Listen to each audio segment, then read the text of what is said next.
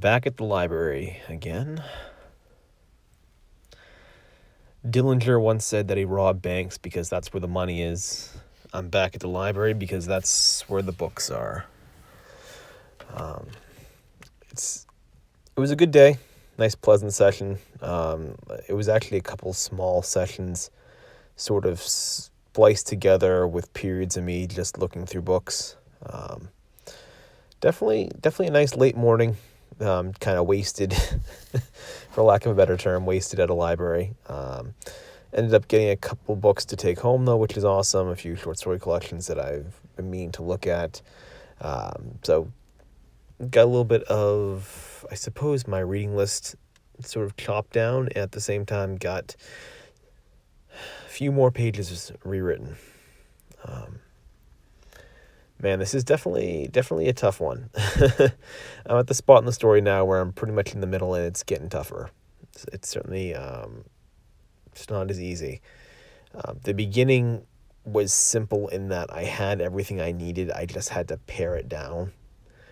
This middle is a little bit different. This is no longer about paring down my work and summarizing it. This is now about really getting the emotion that I'm trying to convey across.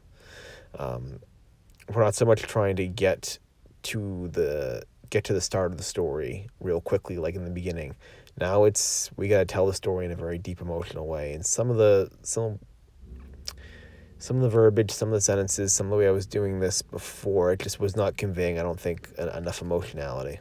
So that's what a lot of this was today, was just going through and trying to get some of these middle sections to work. Yeah. Someone, by the way, had asked me, and I'm looking at it now, so you finally can get a good, I guess, view of my tattoo in this video. I usually, most of the videos here you see it like half cut off, but someone asked me basically one time what it was. Basically, I figured, why not just do it now? So the tattoo basically it's an Elvis tattoo.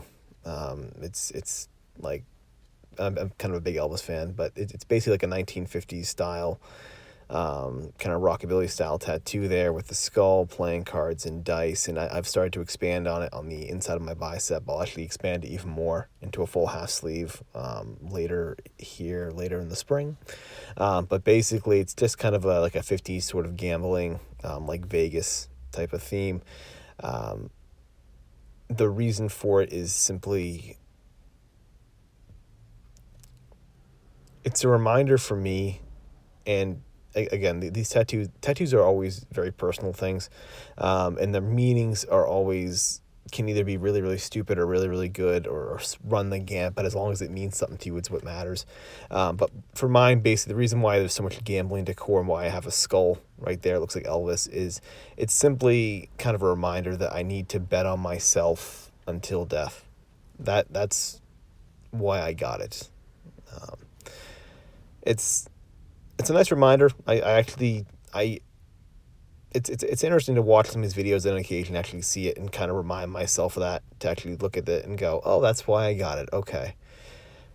There's a lot of, I mean, you've seen this video, you've seen this vlog, you've seen me now doing this for over 400 days. There's a lot in this process.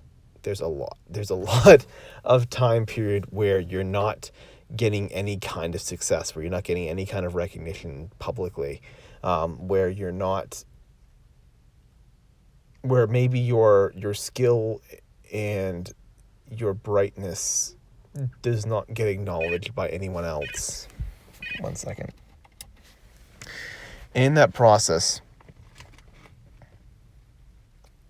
you have to kind of realize that it's on you to figure it out. But more importantly, that you have gotten yourself up until this point on your own, right? I mean, I don't know about everyone else, basically, certainly for me. This has pretty much just been a one-man endeavor here. And if you've gotten to this point on your own, you have to recognize that you can also get yourself beyond this point as well.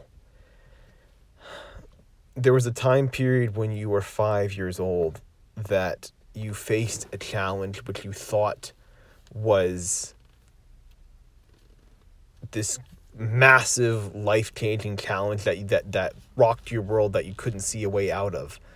All right. But as you got older and you look back, you go, oh, that's simple, right? I was 5. It was a simple little challenge, right? When you were 12, you probably also faced a challenge that was at the time life-shattering.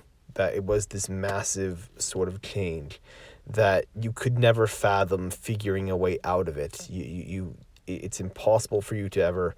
At the time, it was possible to figure out a solution, and you thought it was the end of the world. Like you really thought your entire life was going to be destroyed because of this challenge.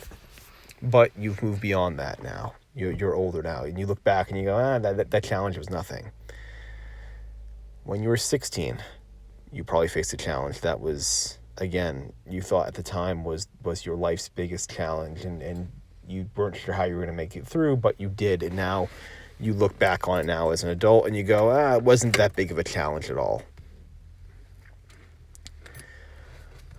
When you were 21, I'm sure you faced a challenge that you thought was life-changing, that you never thought you'd ever experience anything as bad up until that point, and you thought maybe you never would experience anything as bad as that ever again.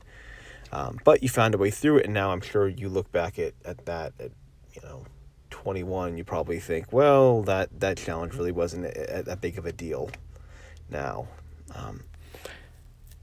The challenges that we face in the moment at a certain age, at a certain time period in our life, always feel like they are the absolute worst, because we figured everything else out up until that point, right?